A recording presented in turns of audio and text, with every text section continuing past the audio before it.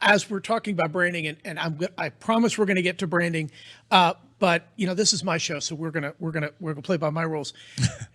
The first time I spent the night at Ron's house, and I was flipping through in the guest bedroom, flipping through the DVR. If you really want to know the makeup of a human being, check out their DVR list. This guy had cooking shows, lifestyle shows, documentaries, news. I mean, it was all over the map.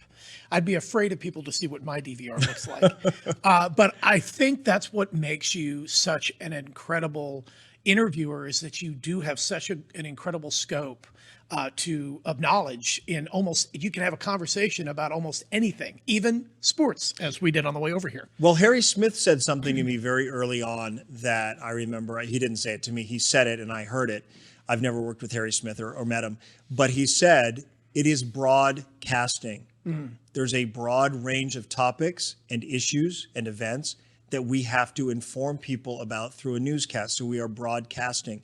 Now there's narrowcasting, and there's something to be said for that too, and that speaks to someone's brand. Charlotte Huffman, who works at WFAA, had reached out to me many, many years ago. She was a young journalist starting out in Tyler, Texas, anchoring the mornings, and she emailed me, and I called her one morning. She was looking for advice about moving on in the business, moving up, and I asked her what her particular interests or passions were, or where she felt she was most strong in her skill set. And we narrowed it down to consumer and investigative reporting. And I said, if that's your passion and that's your interest, focus on that and brand yourself around that.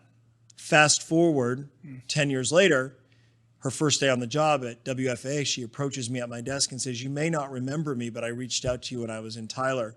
And I had just been going through some boxes of old things, and I found a box of things from WFA, and I had Charlotte Huffman's DVD. Remember DVDs? In the box, Tyler, Texas. So the name was there, and I looked at her, and she goes, it's Charlotte. And I said, Charlotte Huffman from Tyler, Texas? She goes, how do you know that? I go, I literally just found your DVD the other day, and I remember talking to you. So there she was, standing in the newsroom at WFA as a new investigative consumer reporter. And that was a conversation we'd had many years earlier.